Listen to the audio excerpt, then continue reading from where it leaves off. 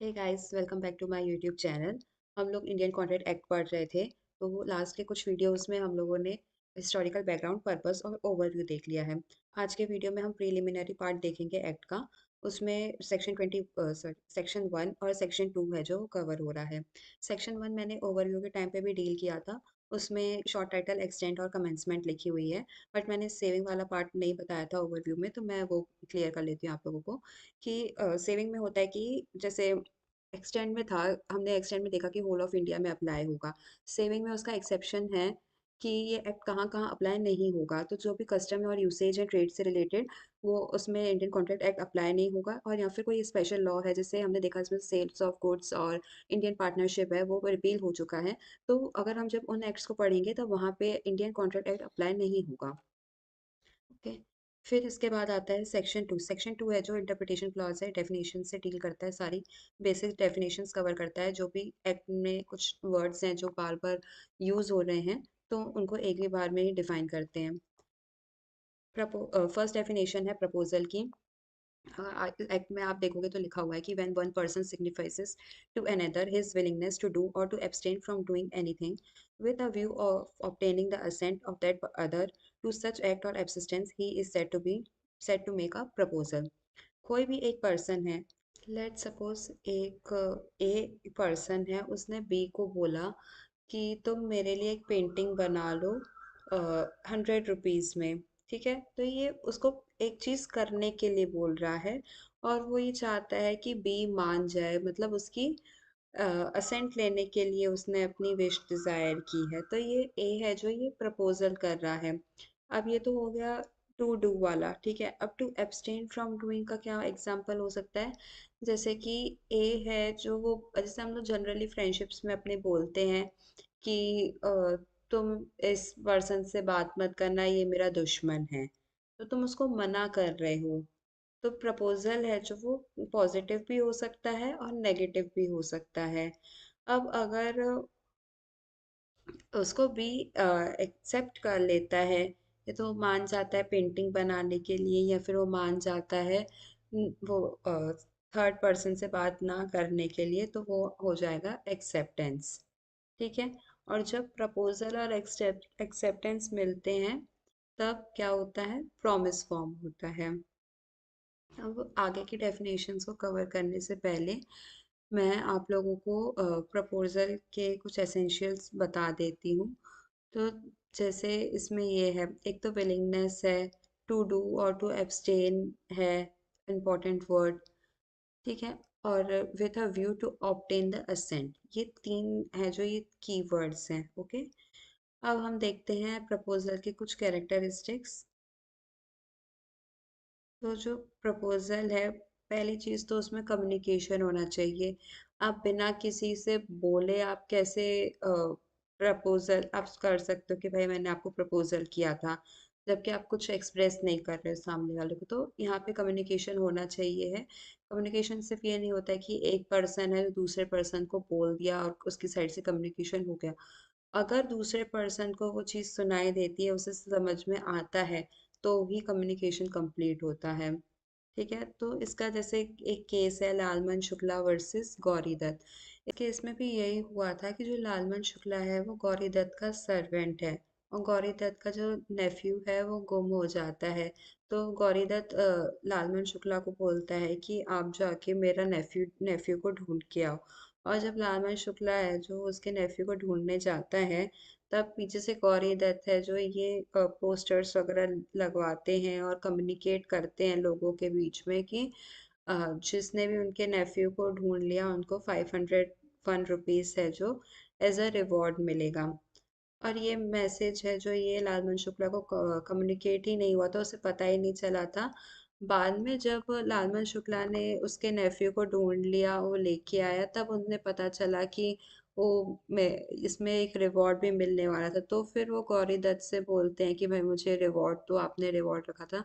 तो गौरी दत्त ने बोला कि आपको तो ये चीज़ है जो कम्युनिकेट ही नहीं हुई थी, तो आपको रिवॉर्ड किस बात का दें। तो कोर्ट ने भी गौरी दत्त के फेवर में ही डिसीजन दिया था। ठीक है। अब सेकंड होता है इंटेंशन। मैंने यहाँ पे स्पेलिंग गलत लिख लिया है, सॉरी। तो आपका इंटेंशन क्लियर होना चाहिए प्रपोजल करते टाइम पे कि आपको कुछ स्पेसिफिक चीज़ चाहिए है, ठीक है? जैसे अभी इसमें बेल्फर वर्सेस बेल्फर है जो इसका केस है। बेल्फर वर्सेस बेल्फर में ये हुआ था कि दोनों हस्बैंड वाइफ हैं वो गए थे इंग्लैंड घूमने के लिए। वहाँ पे वाइफ की तबीयत खराब हो जाती है तो डॉक्टर ने उनको बोला कि आप इंग्लैंड में ही रहो, आप अपनी कंट्री वापस मत जाओ। बट उसके हस्बैंड को वापस आना पड़ा काम के चक्कर में। उसके हस्बैंड ने उससे प्रॉमिस किया था अपनी वाइफ से कि वो उनको है जो कुछ ना कुछ पैसे भिजवाते रहेगा टाइम टू टाइम। कुछ टाइम तक उन्होंने भिजवाए लेकिन फिर बाद में उन्होंने भिजवाना बंद कर दिया क्योंकि उनके आपस में कुछ डिफरेंसेस हो गए थे जिसकी वजह से डिवोर्स वगैरह हुआ था। तो फिर वाइफ ने क्लेम किया था कोर्ट में कि डाइवोर्स होने से पहले इन्होंने मेरे को पैसे भेजना बंद कर दिए थे, तो अब मुझे वो अलाउंसेस चाहिए हैं। तो कोर्ट ने है जो इसमें मना कर दिया था, ठीक है। इसमें ये था कि जो भी आपके सोशल कॉन्ट्रैक्ट होते हैं वो लीगल कॉन्ट्रैक्ट नहीं होते हैं बेसिकली। उसके बाद आता है कि सर्टेनिटी। प्रपोजल सर्टेन होना चाहिए, ठीक है। जैसे इसमें आता है कि Carlill versus Carbolic small ball company. मैं जितने भी केसेस बता रही हूँ ना ये सारे लैंडमार्क केसेस हैं, ये आपको पता होने चाहिए हैं, ठीक है। तो Carlin versus Carbolic small ball company में ही हुआ था कि जो ये कंपनी है उन्होंने बोला था कि आप अगर हमारी मेडिसिन है जो यूज़ करोगे तो आपको इन्फ्लुएंजा नहीं होगा, बट कंडीशन ये है कि आप जिस भी डायरेक्शंस उसमें मेंशन है आपको उसी वे में मेडिसिन है जो कंज्यूम करनी है। तो एक लेडी थी, उन्होंने है जो जो भी उन्होंने डायरेक्शन प्रिस्क्राइब किए थे वैस उन्हीं डायरेक्शंस को फॉलो करके है उन्होंने मेडिसिन वगैरह ली थी। और लेकिन उसके बाद भी उनको इन्फ्लुएंजा हो गया था तो फिर उन्होंने कोर्ट में केस किया था और फिर कोर्ट ने बोला था कार्बोलिक स्मॉल बॉल कंपनी को कंपनसेशन देने के लिए, ठीक है। इसके बाद ये है कि प्रपोजल है जो वो जिसको आप प्रपोज कर रहे हो वही पर्सन है एक्सेप्ट करना चाहिए आपके ऑफर को, ठीक है। और मियर supply of information is not a proposal. मैंने बताया कि आपने सिर्फ बोल दिया उससे ये नहीं हो जाएगा कि आपका कम्युनिकेशन हो गया, प्रपोजल हो गया। ऐसे नहीं होता है, वो सामने वाले पार्टी को है जो समझना भी चाहिए, सुनाई भी देना चाहिए, तभी वो प्रपोजल है वो कम्युनिकेट होगा। उसके बाद है proposal once rejected comes to an end. अगर एक बार आपने प्रपोजल किया, ऑफर दिया सामने वाले पर्सन को, उसने रिजेक्ट कर लिया तो वो चीज़ वहीं ख़त्म हो जाती है। आप कुछ दिन बाद ये नहीं बोल सकते हो कि अच्छा मैं अब ऑफर आपका एक्सेप्ट कर लेता हूँ। मैं ऐसा नहीं होता है, नहीं तो फिर वो सीरीज बाद में दोबारा से शुरू होएगी, ओके। अब आते हैं types of proposal. There are various types of proposal, जैसे कि जनरल प्रपोजल जो इसमें था Carlill versus Carbolic small ball company, क्योंकि इस कंपनी में जनरल पीपल को बोला था कि आप हमारी मेडिसिन है जो लो तो आपको इन्फ्लुएंजा नहीं होगा, ठीक है। उसके बाद आता है स्पेसिफिक प्रपोजल। इसमें आप किसी पर्टिकुलर पर्सन को है जो ऑफर दे रहे हो। एक्सप्रेस्ड प्रपोजल कि आप सामने वाले को एक्सप्रेस करके बोल रहे हो कि रिटर्न में या ओरल फॉर्म में उसको ऑफर कर रहे हो कोई सी भी चीज़। इम्प्लाइड प्रपोजल होता है। क्रॉस प्रपोजल होता है। क्रॉस प्रपोजल ये होता है कि एक टाइम पे अगर दोनों पार्टीज हैं जो एक दूसरे को ऑफर करती हैं तो वो क्रॉस प्रपोजल हो जाता है। फर्स्ट प्रपोजल में एक केस भी है, टिन वर्सेस हॉफमैन। ये उतना इम्पोर्टेंट नहीं है बट ठीक है मैं बता देती हूँ कि इसमें मिस्टर हॉफमैन है जो उन्होंने टिन को ऑफर किया था आयरन सेल करने का। और टिन ने भी सेम टाइम पे ये ऑफर किया था कि उनको आयरन बाय करना था हॉफमैन से। तो फिर इस केस में ये इशू हुआ था कि ये कॉन्ट्रैक्ट है कि नहीं है, बट फिर कोर्ट ने बोला कि ये मेयरली क्रॉस ऑफर्स हैं, क्रॉस प्रपोजल्स हैं, किसी भी पार्टी ने एक्सेप्ट नहीं किया तो फिर ये कॉन्ट्रैक्ट नहीं हो सकता।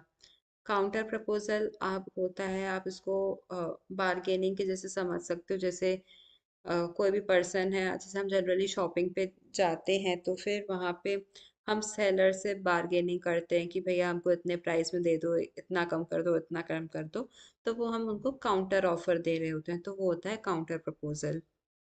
ठीक है, ये हो गया प्रपोजल कंप्लीट।